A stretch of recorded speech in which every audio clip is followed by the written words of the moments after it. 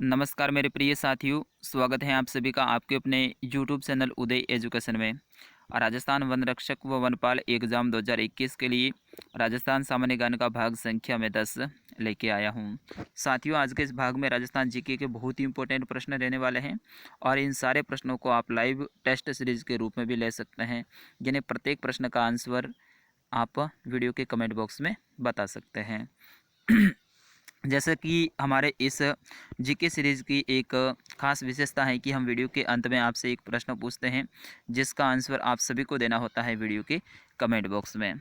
तो अपन इस वीडियो की शुरुआत भी पिछले वीडियो के जो अंत में प्रश्न पूछा था उसी से करेंगे। पिछले वीडियो में मैंने प्रश्न पूछा था आपसे कि राजस्थान का 33वां जिला कब अस्तित्व में आया, यानी डेट आपको बतानी थी। और कई सारे हमारे भाइयों और बहनों ने सही आंसर दिया था। प्रश्न का सही आंसर था अपना ऑप्शन 3, यानी 26 जनवरी 2008 को राजस्थान का 33वां जिला बना था। कौन सा बना था साथियों, आप सभी को पता है, प्रतापगढ़। ठीक है ना। तो इसका सही आंसर अपना ऑप्शन 3 था, 26 जनवरी 2008। आज भी आपसे अंत में प्रश्न पूछा जाएगा, तो आप वीडियो को अंत तक देखिएगा। चलिए, आज का पहला प्रश्न रहेगा कि जैसलमेर की भाटी राजवंश की कुलदेवी कौन सी है। ऑप्शन आपके सामने 4 हैं। अगर आपको आंसर आता है तो ज़रूर आप कमेंट कीजिए। साथियों, सही आंसर रहेगा अपना ऑप्शन 2, यानी स्वांगिया माता। स्वांगिया माता है, इन्हें आवड़ माता भी कहते हैं।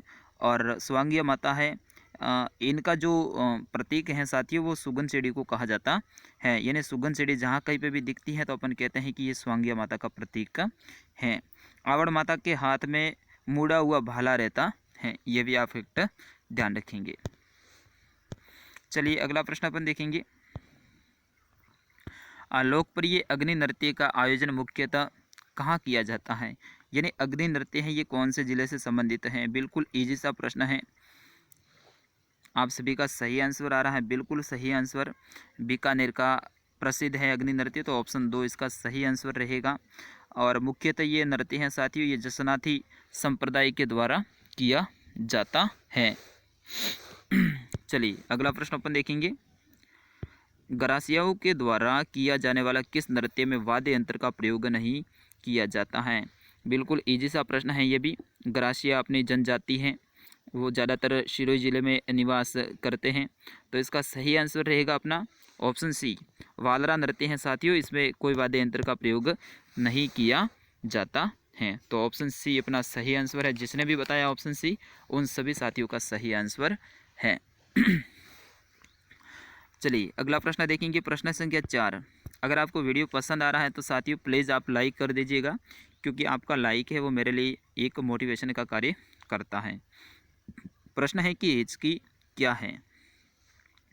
सभी को पता है हिचकी क्या है, ये एक लोकगीत है। तो ऑप्शन 3 इसका सही आंसर रहेगा। हिचकी है ये एक लोकगीत है। और ऐसी अपने यहाँ राजस्थान में धारणा है, जब किसी की याद आती है तो अपन को हिचकी आती है, और उसी याद में अपन हिचकी गीत गाते हैं। आवे हिचकी जी माने आवे हिचकी, इस तरह से गीत के बोल हैं। तो अपना ऑप्शन 3 इसका सही आंसर रहेगा। चलिए साथियों, अगला प्रश्न अपन देखेंगे कि राजस्थानी महिलाओं द्वारा बाजू में पहने जाने वाले आभूषण का नाम क्या है। बाजू में पहना जाने वाला आभूषण। सभी का आंसर आना चाहिए। ऑप्शन आपके सामने है।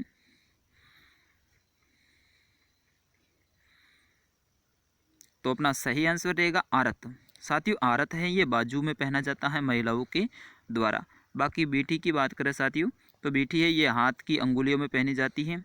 नेवरी है ये पैर की अंगुलियों में पहनी जाती है, ठीक है ना। और खुंगाली है ये गले में पहना जाने वाला आभूषण है। चलिए साथियों, वीडियो पसंद आ रहा है तो प्लीज़ आप लाइक कर दीजिएगा। जुग फाटिया श्यार मर जावे का अर्थ है, ये एक कहावत है अपने राजस्थानी कि जुग फाटिया श्यार मर जावे। इसका अर्थ क्या होता है। ऑप्शन थोड़े बड़े हैं तो मैं पढ़ के भी बता सकता हूँ। जंगल में आग लगने पर शियारों की मौत आ जाती है, अधिक लाड़ से बच्चे बिगड़ जाते हैं, तरकीब से भी सभी कार्य हल हो सकते हैं, या फिर संगठन टूटने से ही नाश हो जाता है। तो ऑप्शन डी रहेगा, संगठन टूटने से नाश हो जाता है, यानी जुग फाट्या स्यार मर जावे।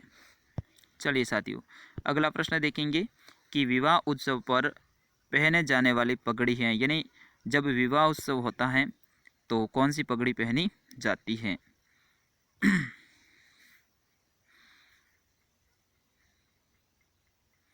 तो अपना मोठड़े की पगड़ी हो जाएगा। साथियों, मोठड़े की पगड़ी हैं, कुछ ऐसी पगड़ियाँ होती है जिन्हें विशेष अवसर पर पहनी जाती हैं, और उन्हीं में से एक मोठड़े की पगड़ी है जिन्हें विवाह के अवसर पर पहना जाता है। अगला प्रश्न देखेंगे कि निर्जला एकादशी किस तिथि को मनाई जाती है। निर्जला एकादशी है, ये कौन सी तिथि को मनाई जाती है।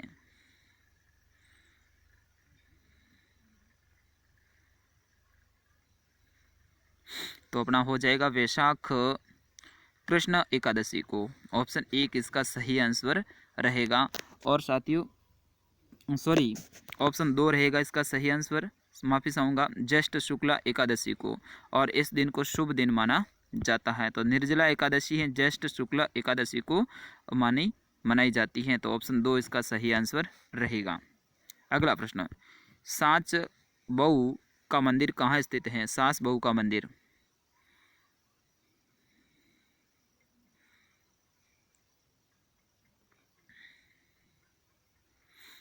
तो अपना ऑप्शन एक रहेगा इसका सही आंसर, नागदा में। और साथियों नागदा है ये उदयपुर में स्थित है, और नागदा है ये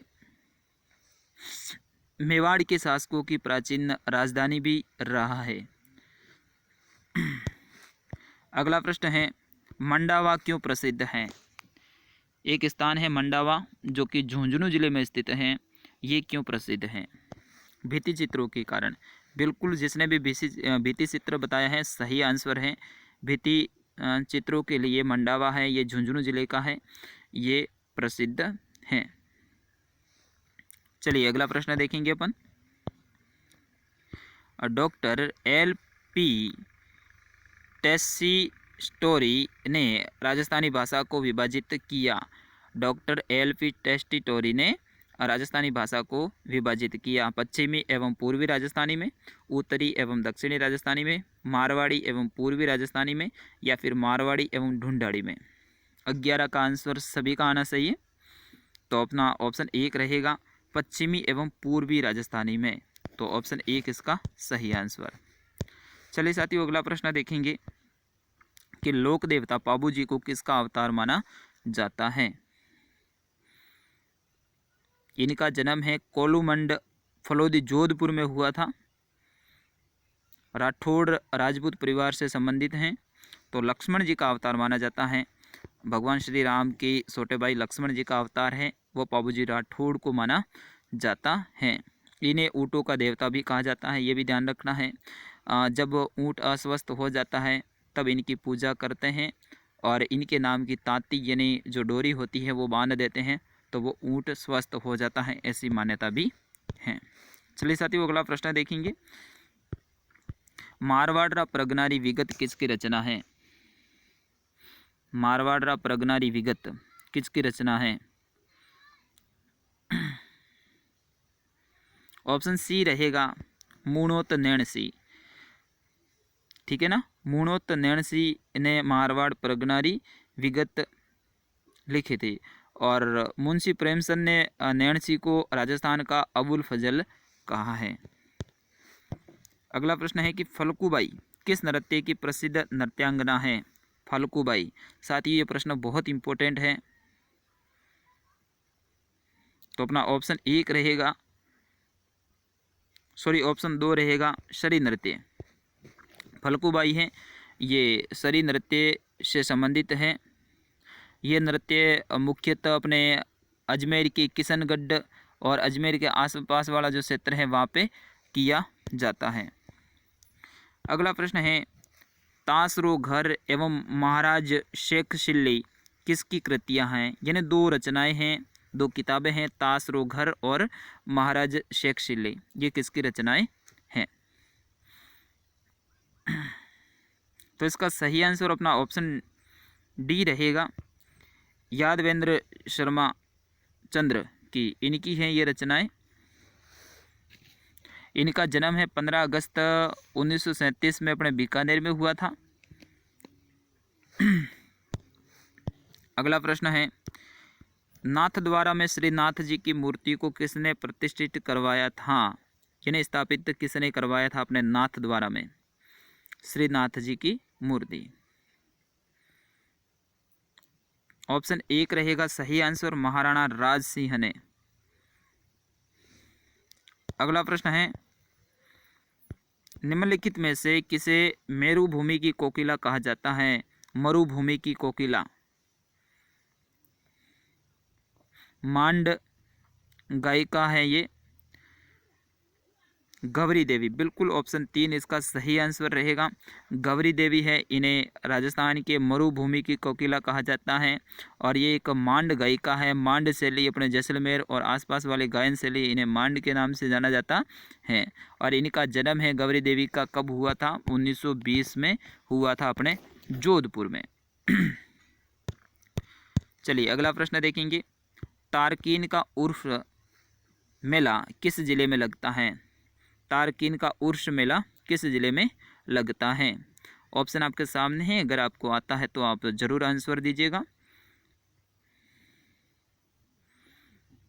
तो अपना ऑप्शन सी रहेगा इसका सही आंसर, नागौर में।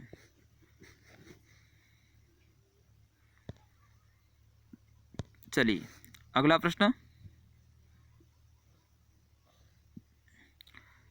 लोनी बेसिन के विस्तार वाले जिले हैं, यानी लोनी बेसिन है वाले जिले कौन कौन से हैं? जिन्हें गोड़वाड़ क्षेत्र भी कहा जाता है, पाली, जालौर, बाड़मेर। तो अपना ऑप्शन इसका सही आंसर रहेगा अपना ऑप्शन ए, जालौर, पाली और सिरोही। ठीक है, चलिए अगला प्रश्न देखेंगे कि पश्चिमी राजस्थान में पाया जाने वाला वह विषैला सर्प जो सांस में विष भर देता है। दोस्तों बहुत ही खतरनाक ये नाग होता है, रात में आता है और अपने जब श्वास अपन लेते हैं तो उसके अंदर विष भर देता है।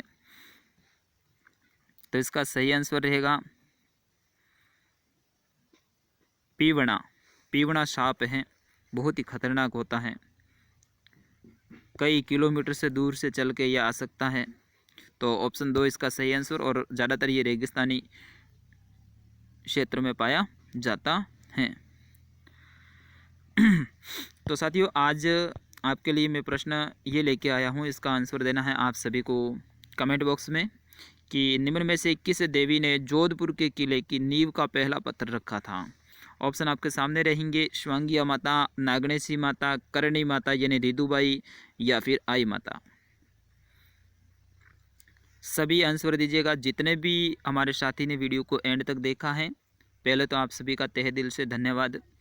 और साथ ही आप इस वीडियो जो प्रश्न है इसका आंसर आप सभी कमेंट बॉक्स में ज़रूर दीजिएगा। मिलूँगा मैं नेक्स्ट वीडियो में, तब तक के लिए मुझे आज्ञा दीजिएगा।